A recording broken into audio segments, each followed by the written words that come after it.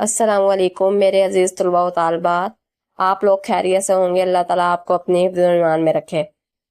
आपको मेरे पिछले लेक्चर्स की भी समझ आई होगी और इंशाल्लाह ताला उम्मीद है आपको आगे भी समझ आएगी। आप अपने कमेंट्स में मुझे बताएं कि आपको मेरे लेक्चर कैसे लग रहे हैं और मेरे चैनल को सब्सक्राइब और लाइक करना मत भूलिएगा ताकि मैं आपकी लाइव क्लासेस भी ले सकूं। मैंने आपसे कुछ पूछना था, ये था कि हम अब हफ्ते में एक दिन क्विज का भी रखा करेंगे जिसमें मैं आपसे सवालात पूछा करूंगी और आपने कमेंट्स में मुझे आंसर करने हुआ करेंगे। जो मेरे लेक्चर में या मेरे चैनल पे हैं तो उन बच्चों के लिए ये ऑफर है कि आप लोग मेरे क्विज में शामिल हो सकते हैं। कमेंट्स के जरिए आप जवाब दे सकते हैं ताकि मैं भी तो देखूं आपकी कौन सी कहाँ तक तैयारी हो रही है नोट्स पे। और कल मैंने आपको कहा था, सॉरी मैं कल आपको लेक्चर नहीं भेज सकी क्योंकि जहाँ पे मैं टीचिंग करती हूँ वहाँ पे फंक्शन था तो वहां से मैं देर से आई थी। और इसलिए आज मैंने वो लेक्चर आपको दूंगी। ग्रामर का जो पोर्शन हमारा रह गया था आराम सुकून का, वो उसमें इल्मे बयान का पोर्शन था। इल्मे बयान होता क्या है बच्चे? वो इल्मे बयान वो चीज होती है जो तहरीर और तकरीर की खूबियों के जिक्र इनके बहस को इल्मे बयान कहते हैं। इल्मे बयान तहरीर या तकरीर की वो खूबियां होती हैं जिससे एक तहरीर या तकरीर सामीन के जो दिलो दिमाग में नक्श हो जाती है। ऐसी खूबियों को इल्मे बयान कहते हैं। एक तो होती है गुफ्तगू करना, एक होती है बहुत बहुत अच्छे तरीके से गुफ्तगू करना, उसे कहते हैं इल्मे बयान। और उर्दू में भी इल्मे बयान के बहुत सारे असूल हैं जिन्हें हम एक शायर, एक मुसन्निफ और एक अदीब मद्देनजर रख के अपनी कोई चीज या तहरीर लिखता है। जैसे कि यहाँ पे है तशबीह। तशबीह क्या होती है? जब किसी चीज को मुश्तरका सिफ्त की बिना पर, अगर एक मुश्तरका सिफ्त है, जैसे मिसाल के तौर पर एक आप में सिफ्त पाई जाती है, एक आपके बहन या भाई में पाई जाती है, दोनों की सिफ्तें सेम है तो इसका मतलब ये है कि आपकी वो सिफ्त मुश्तरका है जो आपको विरासत में मिल गई है मम्मा बाबा से। सही है, बात समझ में आ गई है? उसे मुश्तरका सिफ्त कहते हैं। बिना पर इसकी कैफियत या सूरत हाल को मजीद पुरतसीर बनाने के लिए, मीन बहुत अच्छा बनाने के लिए दी जाती है। किसी दूसरे चीज के की मानिद करार दे दिया जाए, इसे तशबीह कहते हैं। जिस चीज को तशबीह दें इसे मुशब्बा कहते हैं और जिस चीज के साथ तशबीह दें इसे मुशब्बा बे। वो सिर्फ जिसकी बुनियाद पर तशबीह दी जाए इसे बजाय शुबा कहते हैं और वो कलमा या हर्फ जो मुशब्बा और मुशब्बा बे को मिलाए इसे हरफ तशबीह कहते हैं। आगे ये बात समझ। इसके कितने हमने अरकान देखे तशबीह के? एक हमने देखा है जी मुशब्बा, एक मुशब्बा बे, एक क्या है वजह शबा।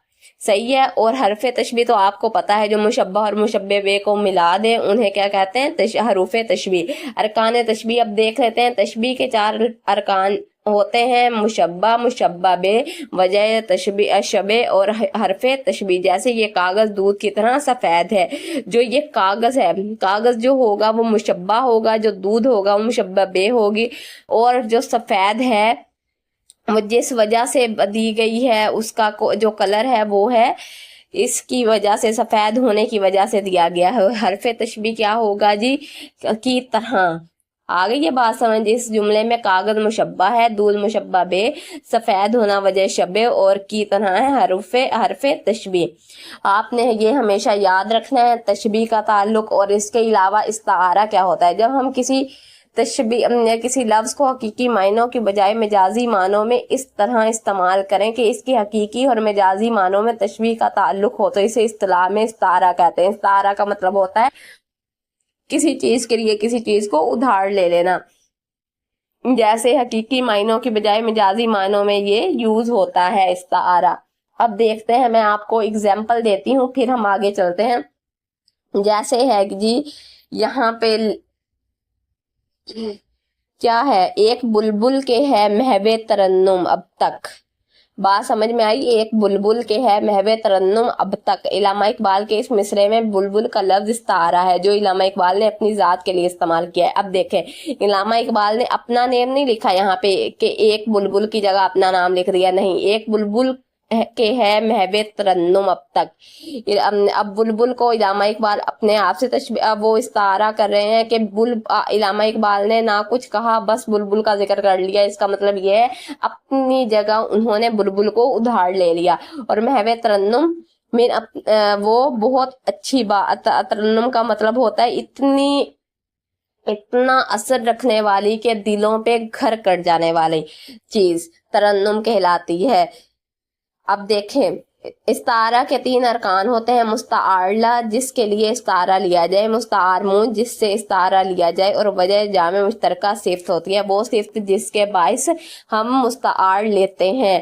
اب دیکھ یہ مستعارلے کیا کون ہوگا جس کے لیے استعارہ لیا جائے؟ علامہ اقبال کے لیے لیا گیا ہے نا، وہ مستعارلے ہوگا کیونکہ اس کا ذکر نہیں ہوتا۔ مستعارمو جس سے استعارہ لیا جائے، جس سے مین بلبل کو لیا گیا ہے۔ اب دیکھیں یہاں پہ علامہ اقبال جن کا مذکور نہیں، مستعارلہ ہے، میں نے آپ کو بتا دیا مستعارلہ استعمال نہیں ہوتا، ذکر نہیں ہوتا ان کا۔ علامہ اقبال کا ذکر ہوا نہیں ہوا نا، تو اس کا مطلب ہے یہ مستعارلے ہے۔ اور بلبل کا لفظ مستعارمو ہے کیونکہ بلبل کا استعمال ہوا ہے، اور ترنم کا لفظ ہے وجہ جامع۔ اب دیکھیں آگے مثالیں ہیں: یہ خربوزہ شہد کی طرح میٹھا ہے، بچے کے گال گلاب کے پھولوں کی طرح کی مانند نرم و نازک تھے، شیر کے آتے ہرن کانپ اٹھا، میرے چاند تو کہاں تھا۔ یہ خربوزہ شہد کی طرح میٹھا ہے، یہ تشبیہ ہے۔ بچے کے گال گلاب کے پھول کی مانند نرم و نازک تھے، یہ بھی تشبیہ ہے۔ استعارہ ہے: شیر کے آتے ہرن کانپ اٹھا۔ مین رن کا مطلب ہوتا ہے جنگ کا میدان، اور شیر کا مطلب ہے شیر وہ والا نہیں۔ مین یہاں پہ حضرت علی بھی ہو سکتے ہیں، حضرت عباس رضی اللہ عنہ بھی ہو سکتے ہیں۔ میرے چاند تو کہاں تھا، میرے چاند مین وہ کسی کا تھا، اب دادا بھی ہو سکتا ہے، وہ کسی کا بھائی بھی ہو سکتا ہے چاند۔ اب رموز و اوقاف دیکھتے ہیں۔ رموز و اوقاف میں کیا ہوتا ہے بچے؟ رموز و اوقاف سے مراد وہ علامتیں ہیں جو تحریر میں ایک جملے کو دوسرے جملے یا کسی جملے کے ایک حصے کو دوسرے حصے سے علیحدہ کریں۔ اردو میں رموز و اوقاف کے طور پر کافی علامتیں استعمال ہوتی ہیں، یہاں ہم صرف 5 علامتوں کا محل استعمال واضح کریں گے۔ دیکھیں سکتہ کیا ہوتا ہے؟ کوما کی طرح الٹا کوما جو ہوتا ہے وہ سکتہ کہلاتا ہے۔ اس علامت کو وقف خفیف بھی کہا جاتا ہے۔ یہ علامت تحریر میں سب سے کم توقف کے لیے استعمال کی جاتی ہے، جہاں یہ علامت آئے وہاں پڑھنے والے کو بغیر سانس چھوٹے بالکل ذرا سی دیر کے لیے ٹھہرنا چاہیے، جیسے لاہور، سیالکوٹ، گجرات، ملتان اور سرگودا پنجاب کے بڑے بڑے شہر ہیں۔ اس علامت کو اس وقت میں بھی اب وقفہ ہے۔ وقفے کا کیا مطلب ہے جی؟ نصف وقفہ، اس کا الٹا کوما لگا کے نیچے ڈاٹ لگا دیا جاتا ہے۔ یہ علامت سکتہ سے ذرا زیادہ ٹھہراؤ کے لیے آتی ہے۔ یہ علامت 2 مقاصد کے تحت استعمال ہوتی ہے، جبکہ ایک طویل جملے میں چھوٹے چھوٹے جملے آئیں یا کسی جملے کے مختلف اجزاء پر زور دینا مقصود ہو، جیسے جو کرے گا سو بھرے گا، جو بوئے گا سو کاٹے گا۔ اب دیکھیں آگے رابطے کی علامت ہے۔ رابطے کی علامت دو نقطوں کی ہوتی ہے، اس علامت میں زیادہ ٹھہراؤ ہوتا ہے۔ تفسیریہ کی علامت وہاں پہ آتی ہے جہاں پہ ہم نے علامہ اقبال کا جیسے کسی نے فرمان دیا ہو تو آگے ایکسپلین کرنا ہو۔ ختمے کی آپ کو فل اسٹاپ کا پتہ ہی ہے۔ آگے چلتے ہیں ہم، آگے کیا ہے ہمارے پاس؟ یہ ہمارا ہو گیا ہے جی رموز و اوقاف مکمل۔ اب ہم یہ والا لیسن دیکھتے ہیں، لری میں پروئے ہوئے منظر۔ لری میں پروئے ہوئے منظر کیا ہے جی؟ سفر نامہ ہے صنف کے لحاظ سے، ماخذ کے لحاظ سے جرنلی سرک ہے۔ یہ ماخذ جرنلی سرک سے یہ لیا گیا ہے۔ رضا علی عابدی ان کے مصنف ہے اور 1935 میں یہ پیدا ہوئے۔ انہیں لکھنے کا بہت شوق تھا، تو ان کا کیا ہے، اب ہم ان کا تعارف دیکھ لیتے ہیں۔ رضا علی عابدی روڑکی ضلع ہری دوار میں پیدا ہوئے۔ ان کے والد کا تعلق لکھنؤ سے تھا۔ 1950 میں کراچی پاکستان آ گئے۔ 1950 کا حوالہ اگر آ جائے تو آپ نے یہ یاد رکھنا ہے کہ 1950 میں پاکستان آ گئے تھے۔ انہیں بچپن سے ہی پڑھنے لکھنے کا شوق تھا، چنانچہ طالب علمی کے زمانے میں ہی اپنے دورے بازو کے مطالعے کی مدد سے فن خبر نگاری سے مکمل واقف ہو گئے۔ فن خبر نگاری اس کا مطلب خبر لکھنا وغیرہ، صحیح ہے؟ بات سمجھ میں آ گئی ہے؟ خبریں جیسے اخبارات وغیرہ میں جو کالم ہوتے ہیں اس میں खबरें देना, जिसकी बिना पर उन्होंने 20 वर्ष की उम्र में पहली बार बाएं हाथ से अंग्रेजी खबर का तर्जमा किया। या 1965 की पाक भारत जंग के अरसे में वो अमली तौर पर रोजनामा हुर्रियत के साथ मुंसलिक हो गए। चुनांचे जंग के तमाम मामलात और हालात को रोजनामा हुर्रियत में रिपोर्ट करते रहे। इसके बाद मजीद तालीम हासिल करने के लिए बरतानिया चले गए। फिर वहीं से 1976 में बीबीसी से मुंसलिक होकर अमली जिंदगी का आगाज किया और कुछ ही अरसे में बीबीसी उर्दू के प्रोग्रामों को इस दिलनशीन अंदाज में पेश किया कि दुनिया भर के उर्दू बोलने वालों के दिलों में उर्दू की कदर मंजिलत बढ़ा दी। और इस प्लेटफॉर्म से रेडियोई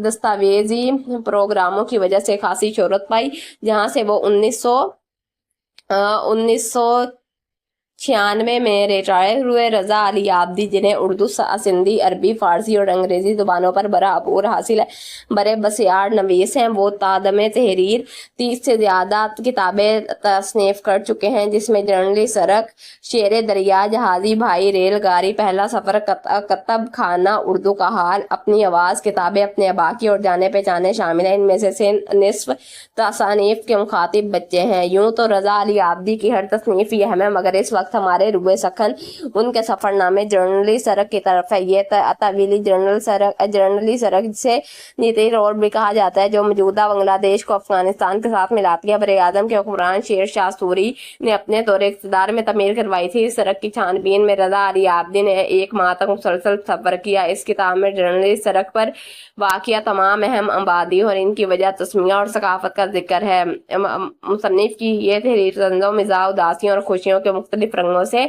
मुज़य्यन है।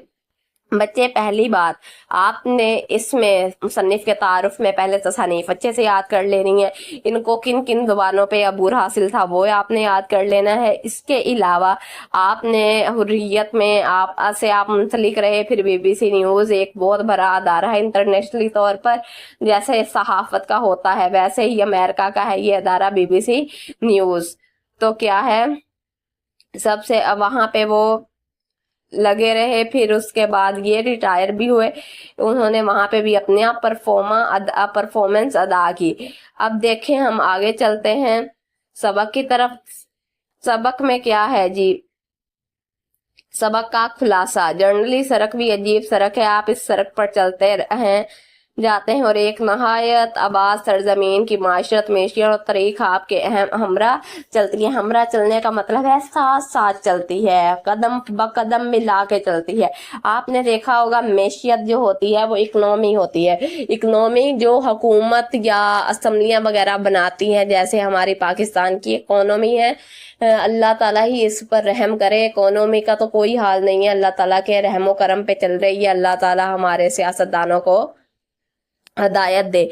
माशरत का मतलब होता है, माशरत का क्या मतलब होता है, जिससे ये लोगों से माशरत बनती है। जैसे माशरों से, लोगों से एक माशरा बनता है, वैसे ये माशरत है, माशरे से ताल्लुक रखने वाले जो लोग आबाद हैं। तारीख का क्या मतलब है, जो पाकिस्तान से बनने से पहले की हमारी तारीख मुसलमानों की चलती आ रही है, वो उसकी बात कर रहे हैं। हैरत और इबरत बैक वक्त कदम से कदम मिलाकर चलती है। हैरत का मतलब है हैरानगी, इबरत का मतलब जिससे कोई सबक हासिल किया जाए। मंदिर बदलते जाते हैं मगर वो लड़ी नहीं बदलती जिसमें सारे परोए हुए हैं। सही है। मैं पेशावर से चला तो बिला हसार के नीचे एक पत्थर लगा हुआ नजर आया। इस पत्थर पर बड़े हरूफ में शाहराए पाकिस्तान लिखा था, साथ ही इस रोज वजीर का नाम लिखा था जिसने कभी वो पत्थर वहां लगाया था। बार बार लश्करों से रौंदे जाने के बावजूद वादिय पेशावर अब तक भी सरसब्ज़ो शादाब थी। ये शहर शायद अकबर ने आबाद किया था। दरिया के दाएं किनारे नौशहरा खुर्द और बाएं किनारे नौशहरा कला नामी गांव आबाद थे, जहां एक सराय भी थी जिसमें जहांगीर ठहरा था। जहां सराय का मतलब होता है मुसाफिर खाना, जहां पे मुसाफिर रुकते हैं। अब तो होटल्स वगैरह बन गए हैं बहुत अच्छे अच्छे, तो पहले जमानों में सराय होती थी, उसे सराय कहा जाता था। और सराय के अलावा किला भी मौजूद था। हम दरिया चलते रहे थे। हद निगाह तक मैदान ही मैदान थे। इन्हीं मैदानों में छोटा सा गाँव लाहौर आज भी आबाद है, जिसमें सन सकरात कवायद का सबसे बड़ा आलम पनीनी पैदा हुआ था। लाहौर से थोड़ा सा आगे हर नामी एक गांव था जो कभी गंदारा का पाए तख्त था। गंदारा का अमीन एक शहर का नेम है। यही आकर सिकंदर आजम ने सिंध पार किया था। गंधारा एक वो हुक्मरान का भी नाम है और जगह का भी नाम है जहाँ पे उसका तख्त था, और चंगेज खान यही से दरिया का पार देखकर वापस चला गया था। मगर अब ये सिंध के किनारे एक गुमनाम सा गांव है। सफर करते करते अचानक खैराबाद आ गया। सामने दरिया सिंध शाहाना अंदाज में बहता चला जा रहा है, जिसके दूसरे किनारे पर अजीमुशान किला अटक था। अटक के किले में अब फौज रहती है। हमारी गाड़ी ने पुल के जरिए दरिया पार किया। अंग्रेजों का बनाया हुआ ये लोहे का पुल 200 साल पुराना था, जबकि अंग्रेजों ने इसकी मुद्दत 100 साल बताई थी। लेकिन अब भी गाड़ियां इस बुरे पुल से गुजरती हैं। अटक के बारे में एक बात ये भी मशहूर है कि इसका नाम अकबर बादशाह ने रखा था। नाम रखने का इसे बहुत शौक था। किसी जगह का खूबसूरत मंदिर देखकर इसके मुंह से बेसाख्ता वाह निकली। इस मुकाम का नाम वाह रख दिया गया। फिर चलते चलते इसका काफिला दरिया सिंध के किनारे गया, इसलिए वो जगह अटक कहलाई। काफिला खैर से गया और वो मुकाम खैराबाद कहलाया। बाज के मुताबिक अकबर ने शेर शाह के किला हताश की कहानी से मुतासिर होकर मुमलिकत के एक किनारे का नाम कटक होने की वजह से दूसरे का नाम अटक रख दिया। खैर, इसके पास जहांगीर के जमाने की सराय है जिसका अहाता बहुत बड़ा है और यहाँ मुसाफिरों के लिए सैकड़ों कमरे। इसके बाद आज तक कोई सराय इतनी अच्छी हालत में नजर नहीं आई। रास्ते में हसन अब्दाल का पड़ाव था। कभी ये शहर इतना दिलकश था कि मौरिख लिखते हैं कि लाहौर से काबुल जाने वाली शहरा पर ये हसीन तरीन मंजिल है। अब इस सड़क की दोनों तरफ होटलों के लाउड स्पीकर में फिल्मी गाने गूंजते हैं। सड़क के दोनों तरफ अंग्रेजों के जमाने से के ऊंचे ऊंचे दरख्त, बहते चश्मे, इधर उधर पुरानी इमारतें, मस्जिदें हैं। एक तरफ सिखों का मशहूर गुरुद्वारा पंजा साहब और दूसरी तरफ बाबा वली गंधारी की चिल्लागाह। गुरुद्वारा होता है जो सिखों की जो मस्जिद या इबादत गाह होती है, उसे कहते हैं गुरुद्वारा। अगर आप गूगल पे सर्च करेंगे तो बहुत सारे गुरुद्वारे आपको आपकी स्क्रीन पे खुल जाएंगे। आप देख सकते हैं कि गुरुद्वारा किसे कहते हैं।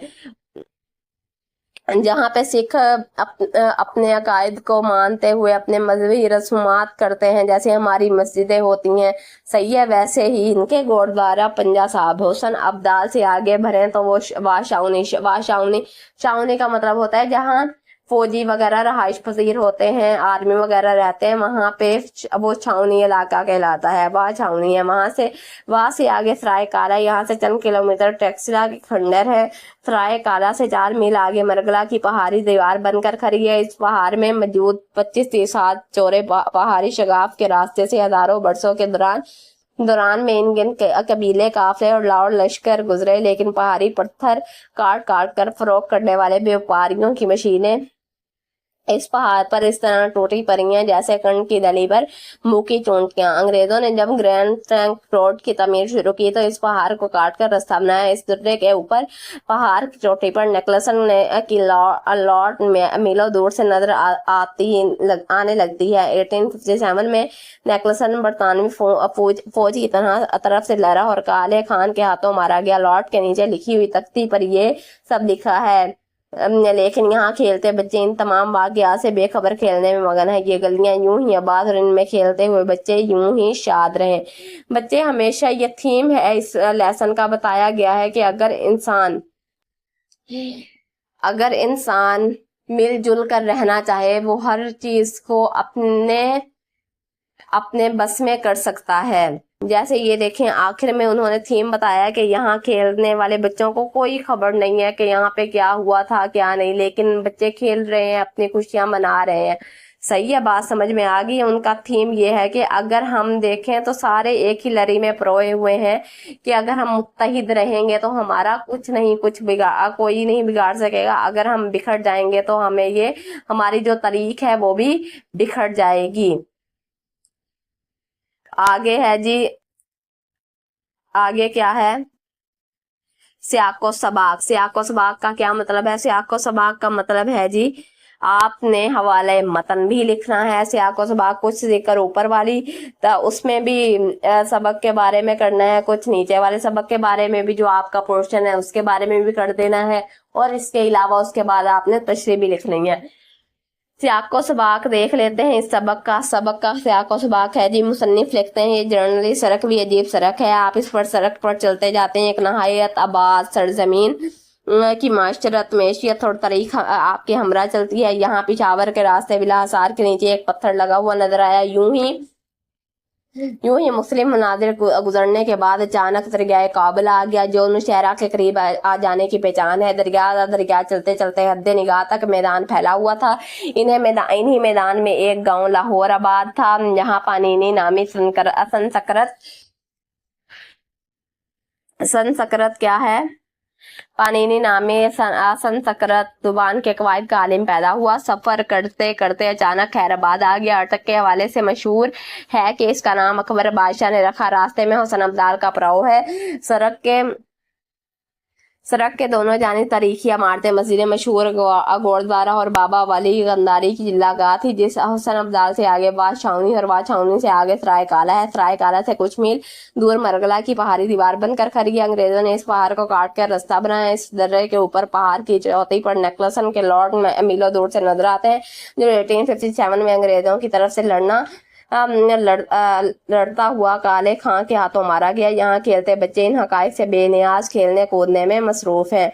अब देखिए, हम पहली इबारत का अगर हम सियाको सबाक लिख लेंगे तो उसके बाद हमने तशरीह करनी है। ये ऐसे पैराग्राफ दिए जाते हैं जैसे आप स्क्रीन पे देख रहे हैं। फिर उसके बाद हमने हवाले मतन लिखना होता है। फिर अल्फाज मायनी जिन पे लाइनें लगी हुई हैं उनके अल्फाज मायनी हमने लिखने होते हैं। फिर उसके बाद तशरीह, सियाको सबाक के बाद तशरीह करनी होती है। पहले हवाला मतन, फिर सियाको सबाक, फिर उसके बाद आप तशरीह करते हैं। आपको सियाको सबाक पहले बता दिया, इसलिए इन्होंने बाद में अब सियाको सबाक नहीं लिखा। साथ साथ हवाले मतन में आप क्या लिखते हैं? सबक का उन्मान, लरी में परोए हुए मंजर, मुसन्निफ का नाम रजा अली आब्दी, माखिज जर्नली सरक। खुलासे में भी आपने पहले यही लिखना है। सबक का उन्मान लिखेंगे, मुसन्निफ का नाम लिखेंगे, माखिज लिखेंगे, फिर खुलासा आप शुरू करेंगे। और खुलासे में आपने पैराग्राफ के तौर पर लिखना, पैराग्राफ बनाकर लिखने हैं और प्यारा प्यारा करके लिखना है। और जो आप याद करें उसे लिख लिया करें और लिख के याद किया करें। उसके बाद फिर जुबानी एक बारी लिख लिया करें। आपको ऐसे याद भी होता रहेगा और आपकी रफ्तार भी तेज होगी। आपको पेपर करने में भी आसानी होगी बच्चों। तशरीह तलब शेर में तशरीह में क्या बताते हैं जी? मुसन्निफ देखते हैं। रजा अली आब्दी, जिन्हें उर्दू, सिंधी, अरबी फारसी और अंग्रेजी जुबानों पर बराबर हासिल है। बड़े बसियार नवीस है। तशरीह तलब शेर इबारत में मुसन्निफ लिखते हैं, ये जनरली सड़क भी अजीब सड़क है। दरअसल जनरली सड़क शेर शाह सूरी की तमीर करदा काबुल से कलकत्ता तक तारीखी सड़क का नाम है। तारीखी लिहाज से इस सड़क की बहुत कदर कीमत है। नकलो हमल और तजारती एतबार से जनरली सड़क बहुत अहम थी। इसके किनारे किनारे सायादार फलदार दरख्त लगवाए गए ताकि मुसाफिर सुकून से सफर करें। सराय तमीर करवाई गई, कुएं खुदवाए गए, मंदिर और मसाजिद बनवाई गई। 16वीं सदी में जब शेर शाह सूरी ने हिंदुस्तान में अपनी हुकूमत कायम की तो इस वक्त सरकारी पैगाम रसानी और तजारत को मौसर और तेज बनाने के लिए जनरली सड़क बनवाई। मुसन्निफ मजीद बताते हैं कि आप इस पर चलें और शऊर की आंखें खुली रखें तो जितने और जैसे मंजर इस राह में आते हैं शायद ही कहीं आते हों। दरअसल इस सड़क पर सफर करते हुए बहुत सी तरीके मुकामात मुसाफिर की आंखों के सामने से गुजरते हैं, जो अपने अंदर बहुत सी कहानियां और तारीख समोए हुए हैं। जोग्राफाई लिहाज से ये सड़क नहायत खूबसूरत दिलकश खत्तों में बनाई गई है। इसके दोनों अतराफ में सरसब्ज मनाजिर के साथ सामने जा बजा बहते चश्मे और दरिया एक दिलचस्प और दिलावेज मंजर पेश करते हैं। नेज के सफर एक तफरीही और तारीखी सफर है। बकौल शायर कुदरती नज़ारे बिखरे हैं चार सू, नशेब से फराज तक रूबरू दू बदू। जर्नली सड़क पर आप चलते जाएं तो एक आबाद सरसब्ज जरखेज जमीन की माशरत मेशी और तरीक आपके हमरा चलती है। कहीं हैरत आपके कदम से कदम मिलाकर चलती है और कहीं इबरत। खूबसूरत रस्ते और इसके बदलते हुए मनाजिर इंसान को हैरत में डाल देते हैं। इंसान कुदरती मनाजिर को देखकर बैक वक्त महजूत में खुश होना और हैरान होना। इसके अलावा इस सड़क से परे जुरे तारीखी पस मंजर सड़क की दोनों जानिब नजर आने वाली तारीखी मुकामात जो अब खंडरात की सूरत इख्तियार कर चुके हैं, देखकर इंसान इबरत हासिल करता है। बकौल शायर निकलो जो कभी दाद के जिंदान से तो देखो आबाद है, इबरत के मुकामात कहाँ तक। मुसन्निफ मजीद बताते हैं कि जनरली सड़क पर सफर करते हुए जाएं तो दौरान सफर बहुत से मनादिर बदलते जाते हैं, लेकिन ये तमाम तारीखी और फितरी मनादिर एक लड़ी में परोए हुए हैं। یہ ایک دوسرے سے بالکل جدا محسوس نہیں ہوتے. جب مصنف پشاور سے چلے تو انہیں بلندی پر واقع ہم نے مضبوط و محفوظ قلعہ نظر آیا جس کے نیچے ایک پتھر لگا ہوا نظر آیا. اس پتھر پر بڑے حروفوں میں شعرائے پاکستان لکھا ہوا تھا. اس وزیر کا نام لکھا تھا جس نے وہ پتھر وہاں لگایا تھا. مصنف کے لیے ایک دلچسپ اتفاق ہے کہ وزیر اور سڑک دونوں آنی جانی چیزیں ہیں. یعنی کوئی بھی وزیر ہمیشہ کے لیے اپنی حکومت نہیں قائم کر سکتا اور ایک آتا ہے اور دوسرا جاتا ہے. اسی طرح سڑک بھی کسی کی مملکت نہیں. ایک مسافر آتا ہے تو دوسرا جاتا ہے. بچے یہ دنیا کا اصول ہے. اگر ایک کے پاس اقتدار ہے تو اگلے وقتوں میں دوسرے کے پاس اقتدار ہے. اقتدار تو ایسی چیز ہے جو کبھی کسی کے پاس تو کبھی کسی کے پاس ہونا لازم ہے, کیونکہ عروج اور زوال جیسے عارضی ہے ویسے ہی دنیا کی ہر چیز عارضی ہے. ہمیں یہ سوچنا چاہیے کہ اگر ہم اچھے رہیں گے تو ہمیں اچھا ملے گا, کیونکہ کہتے ہیں کہ عزت کو خریدا نہیں جاتا. یہ عزت ایسی چیز ہے کہ اگر ہم دوسروں کو دیں گے تو عزت ہمیں بھی ملے گی, ادروائز عزت کا نام و نشان نہیں ہوتا. کیونکہ وہی کچھ ہمارے لیے ہے جس کے لیے ہم کوشش کرتے ہیں یا محنت کرتے ہیں یا دوسروں کو دیتے ہیں. اگر ہم آج عزت دیں گے تو کل ہمیں عزت ملے گی, ادروائز آپ اس کا تصور چھوڑ دیں کہ ہمیں عزت ملے گی. آگے آپ نے تشریحات خود دیکھ لینی ہے بچے. آپ لوگوں کو سیاق و سباق کا طریقہ کار بتا دیا ہے اور اب ہم چلتے ہیں ایکسرسائز کی طرف. مصنف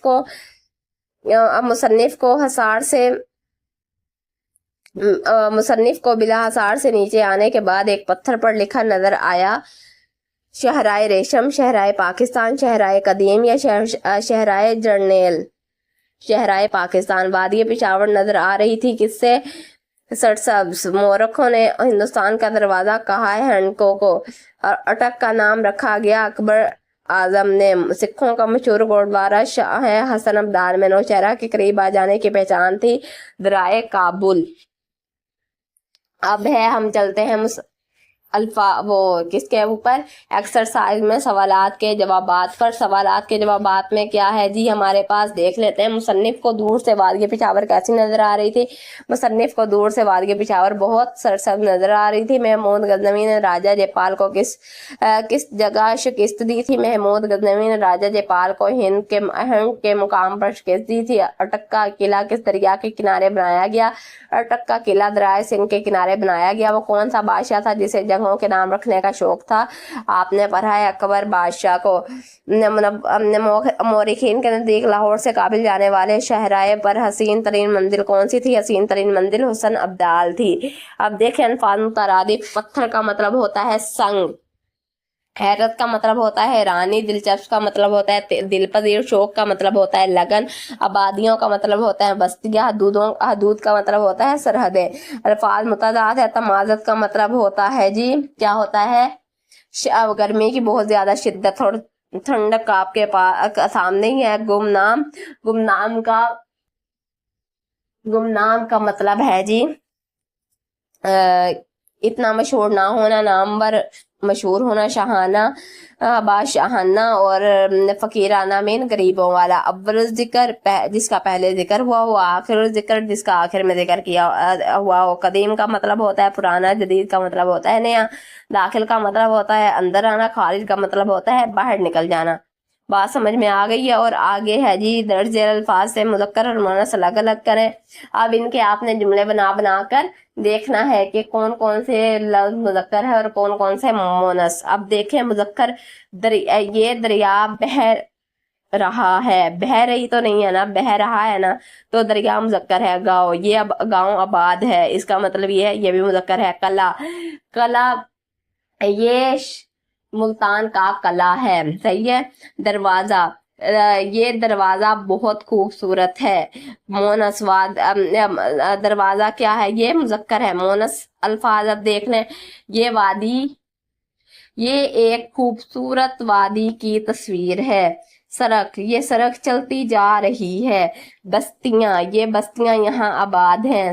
سرائے, یہ سرائے بہت خوبصورت تھی. شکست, مغل بادشاہ نے غوری بادشاہ کو شکست دی.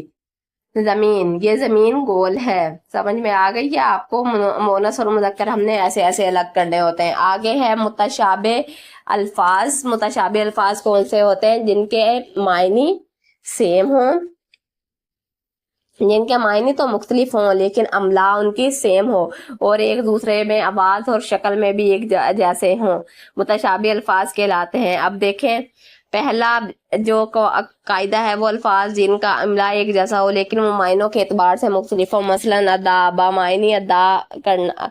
अदा का मतलब होता है अदा करना, मीन किसी को कोई चीज अदा कर देना, पैसे वगैरह। अदा और दूसरे अदा का मतलब होता है चाल चलन, कोई कैसे चलता है या चलती है, उसका रंग ढंग कैसे वो चलता है या रहता है, वो अदा होती है। बार, एक का बार का मतलब होता है बोझ और एक का मायने होता है दफा। अर्ज का मतलब होता है गुजारिश, एक अर्ज का मतलब होता है लंबाई या चौड़ाई। कुल का मतलब होता है मशीन और एक कुल का मायने होता है आने वाला कल। आब, एक का आब का मायने होता है पानी और एक आब का मायने होता है चमक। एक का होता है बा मायनी जमाना, दौर का और एक दौर का मतलब होता है गर्दिश। रकम बा मायनी रुपया होता है और एक रकम होता है लिखना।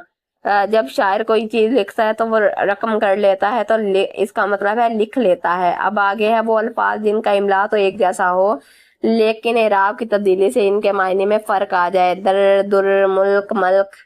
सही है, आपने ये देख लेने हैं, नीचे इसके मायने वगैरह लिखे हुए हैं। और वो अल्फाज जिनकी आवाज तो बज़ाहिर एक जैसी हो लेकिन इनका अमला और मायने मुख्तलिफ हो। मसलन राजी, राजी। असर, ये वो जो दूसरे वाला राजी है उसका है वो मानना या राजी हो जाना।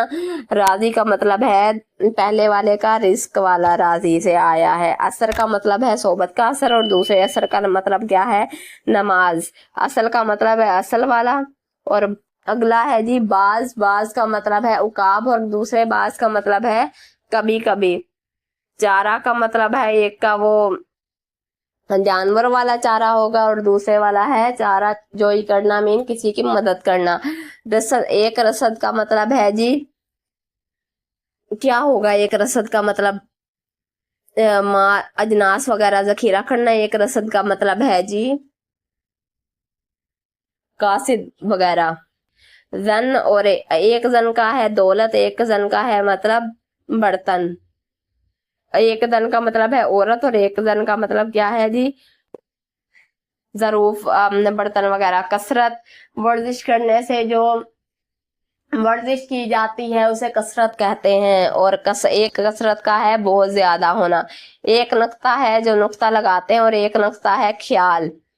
एक होता है लाल पत्थर और दूसरा लाल है माँ का लाल।